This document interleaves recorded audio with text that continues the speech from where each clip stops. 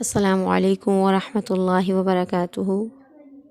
हम आज सूरत बकरा की आयत नंबर 6 से लेकर आयत नंबर 13 तक का तर्जमा और उसकी तफसीर को समझेंगे इंशाअल्लाह। आऊज़ु बिल्लाहि स्समीइल अलीम मिनश शैतानिर रजीम। बिस्मिल्लाहिर रहमानिर रहीम।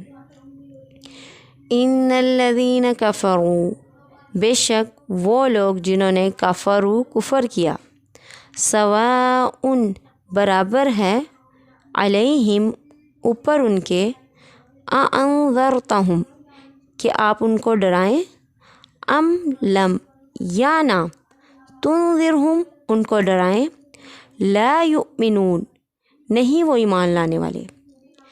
ला युमिनून इससे मुराद तमाम काफिर तो नहीं हो सकते, क्योंकि बेशुमार काफिर दावत के नतीजे में ईमान लाए और ला रहे हैं।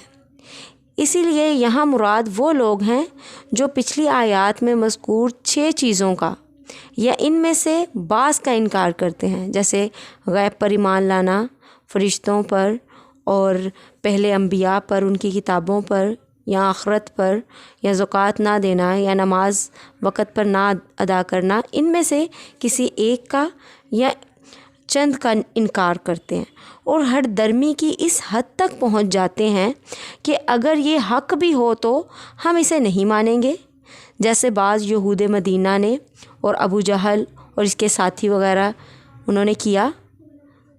जब कोई तय कर ले कि मैंने मानना ही नहीं, तो इसे ईमान कैसे नसीब हो सकता है। सोए हुए को तो जगाया जाता है, मगर जागते हुए मदहोश को जो गफलत में हो उसको कौन जगा सकता है। इसके मानी नहीं कि डराना, ये नहीं है कि बिल्कुल डराना फजूल है, बल्कि अल्लाह ताला का पैगाम हर शख्स तक पहुंचाना फ़र्ज़ है, क्योंकि हम नहीं जानते कि अल्लाह के इल्म में कौन ईमान लाने वाला है और किसकी किस्मत में कुफर पर इसरार है। हमें हर हाल में डराने पर सवाब मिलेगा और ना डराने पर पूछा जाएगा। इसलिए फरमाया कि डराना और ना डराना उन पर बराबर है, ये नहीं फरमाया कि आप पर बराबर है। यहाँ हमज़ा का मानी क्या नहीं होगा, बल्कि ये बराबरी का मफ़हूम अदा कर रहा है। इसे हमज़ा तस्विया भी कहते हैं।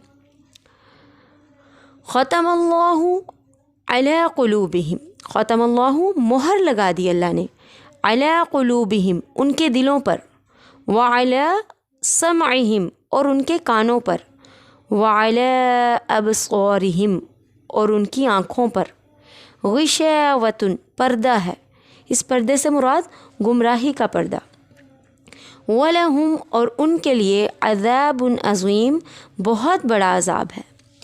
इनके कुफ़र और अमाले बद के नतीजे में इनके ज़मीर मुर्दा हो चुके हैं और वो कबूल हक़ की इस्तिदाद जो फितरतन हर शख्स में रखी जा गई है, इनसे छिन चुकी है।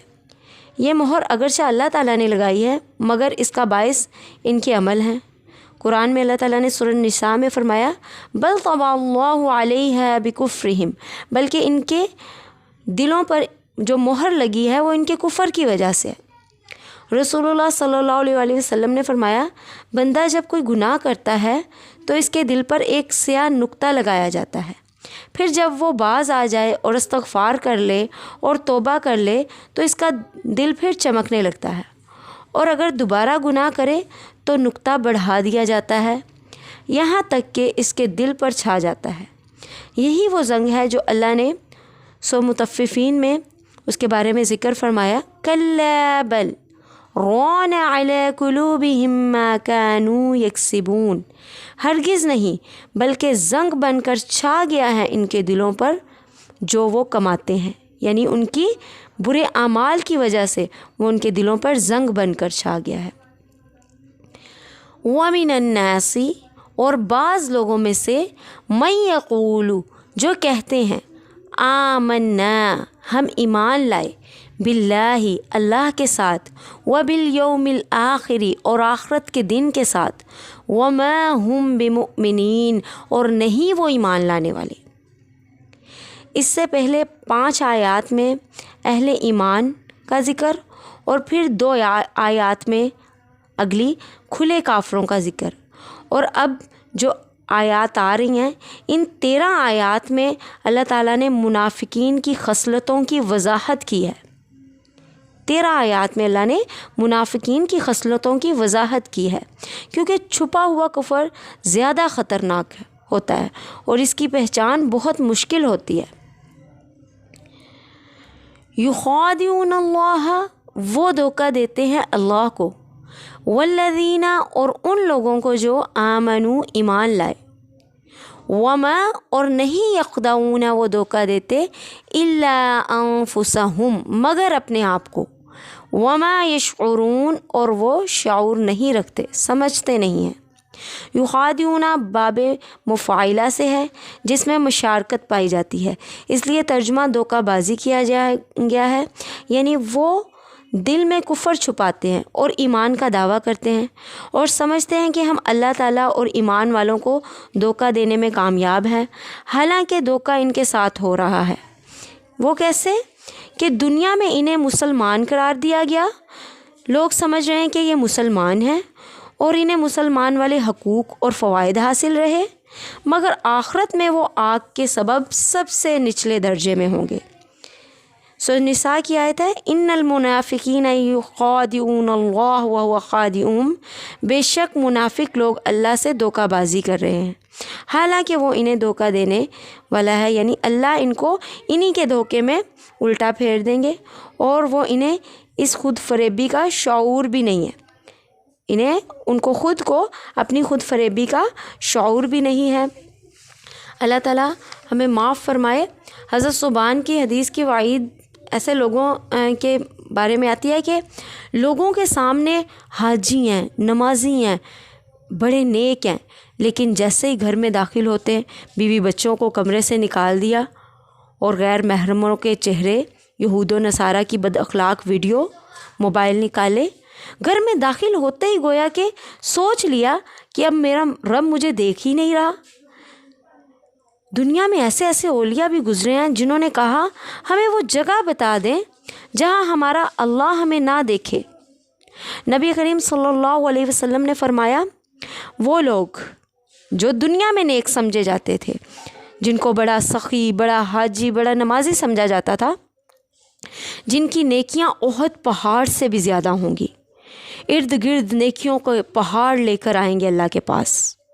جب ان نیکیوں کو، احد پہاڑ جتنی نیکیوں کو ترازو میں رکھا جائے گا تو ان کا وزن 0 ہوگا، تنکے سے بھی زیادہ ہلکا۔ حقیقی مومن، حقیقی ولی اللہ وہ ہیں جو تنہائی میں رہ کر اللہ کی حدوں کو قائم رکھیں۔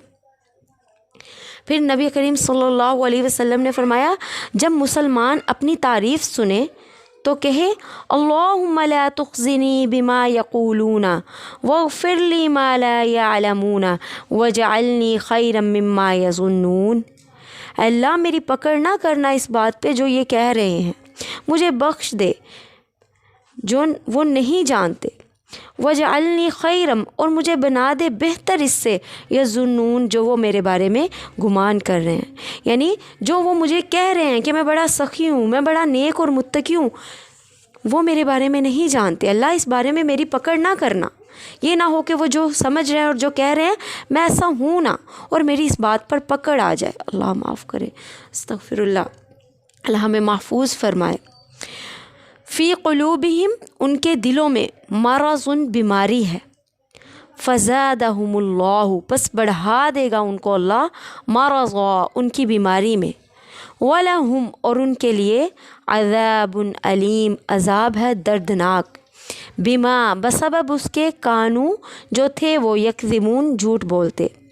فی قلوبہم خبر مقدم ہے جس سے حسر پیدا ہوتا ہے، اس لیے ترجمہ یہ ہوگا اس کا کہ ان کے ہی دلوں میں جو ہے وہ بیماری ہے، انہی کے دلوں میں بیماری ہے، یہ ترجمہ کیا گیا ہے۔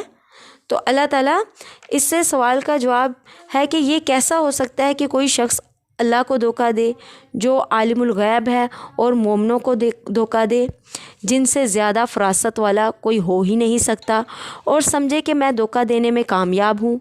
فرمایا اس کی وجہ یہ ہے کہ ان کے دل میں ایسے مرض ہیں جس نے انہیں خود فریبی کی آخری حد تک پہنچا دیا ہے۔ وہ مرض نفاق ہے جو کفر کو چھپانے کی کوشش میں کیا جاتا ہے۔ اس بیماری سے بے شمار نفسیاتی بیماریاں مزید پیدا ہوتی ہیں اور بڑھتی چلی جاتی ہیں، مثلاً جھوٹ، خیانت، وعدہ خلافی، بد عہدی، بد زبانی، جنہیں رسول اللہ صلی اللہ علیہ وسلم نے منافق کی نشانیاں قرار دیا ہے، اور اسی طرح فساد، خود پسندی، بے وقوفی، دو رخی، بد عہدی، بد زبانی، جن کا ذکر آئندہ آیات میں بھی ہے، اور بہت سی دیگر بیماریاں مثلاً بزدلی، طمع، بخل، جہاد سے فرار، اور ان کا ذکر سورۃ توبہ میں اور دوسری دیگر صورتوں میں آیا ہے۔ یہ ساری منافق کی خصلتیں ہیں۔ وَإِذَا، اور جب قِیلَ لَهُم، کہا جاتا ان کو، لا تفسدوا، نہ فساد کرو، فی الارض، زمین میں، قالوا، تو وہ کہتے، انما، بے شک، نحن، ہم، مصلحون، اصلاح کرنے والے ہیں۔ یہاں منافقین کے دو اوصاف بیان ہیں۔ فساد یعنی زمین میں بگاڑ پیدا کرنا، اس میں اللہ کی ہر نافرمانی شامل ہے، کیونکہ اس سے زمین میں بگاڑ پیدا ہوتا ہے۔ جیسے سورہ الروم کی آیت ہے، ظہر الفساد فی البر والبحر بما کسبت ایدی الناس، خشکی اور سمندر میں فساد ظاہر ہو گیا اس کی وجہ سے جو لوگوں کے ہاتھوں نے کمایا، یعنی ان کے برے عملوں کی وجہ سے۔ دوسرا وصف بگاڑ پیدا کرنے کو عین اصلاح قرار دینا۔ یہ لوگ دل میں کفر رکھنے کی وجہ سے کفار سے دوستی رکھتے تھے، مسلمانوں کے راز انہیں بتاتے اور اسلام کے عقائد اور احکام پر اعتراض کرتے تھے، اور منع کرنے پر اپنے عمل بد کو اصلاح کا نام دیتے تھے کہ نہیں، ہم تو اصلاح کرنا چاہتے ہیں، ہم تو موافقت پیدا کرنا چاہتے ہیں۔ اب بھی مسلمانوں میں بہت سے لوگ ایسے ہیں جو اللہ کے ساتھ شرک کو اولیاء کا ادب، بدعات کو قرب الہی کا ذریعہ، اور کفار سے دوستی اور ان کے غلبے کے لیے کوشش کو حالات کا تقاضا قرار دیتے ہیں، اور مسلمانوں کی نسل کشی کو خاندانی منصوبہ بندی کہتے ہیں، بدکاری اور بے حیائی پھیلاتے ہیں اور اسے عورتوں کے حقوق کا تحفظ قرار دیتے ہیں، ہر برے سے برا کام نام بدل کر خوشنما بنا لیتے ہیں۔ اللہ معاف کرے، اللہ محفظنی منہ۔ اللہ خبردار، انہم، بے شک، ہم المفسدون، وہی فساد کرنے والے ہیں، ولیکن لا، اور لیکن، لا یشعرون، نہیں وہ شعور رکھتے۔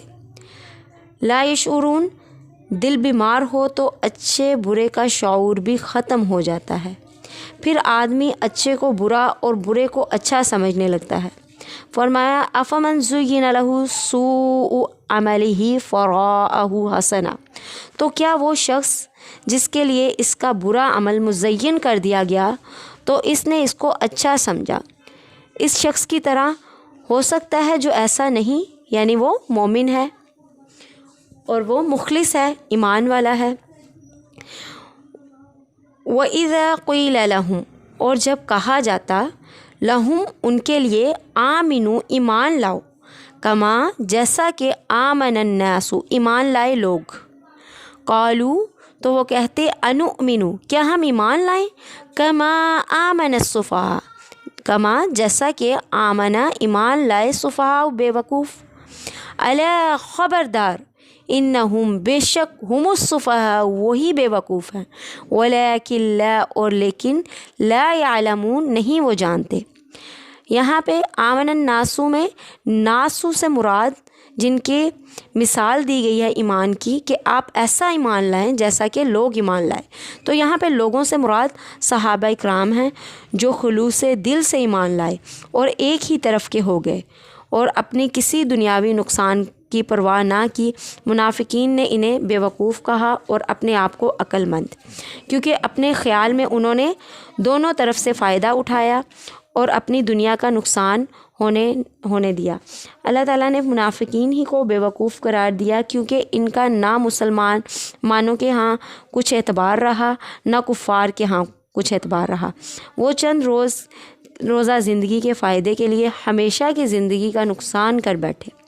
فرمایا، یہ ایسے بے وقوف ہیں جنہیں اپنی بے وقوفی کا علم بھی نہیں۔ اور اس آیت سے صحابہ کرام رضوان اللہ اجمعین کی فضیلت ثابت ہوتی ہے کہ منافقین کو ان کے ایمان جیسا ایمان لانے کا حکم دیا۔ اللہ تعالی ہمیں اپنے نبی کریم صلی اللہ علیہ وسلم پر اس کے اسوہ حسنہ پر چلنے اور ان کے صحابہ کرام کے ایمان جیسا ایمان لانے کی توفیق عطا فرمائے۔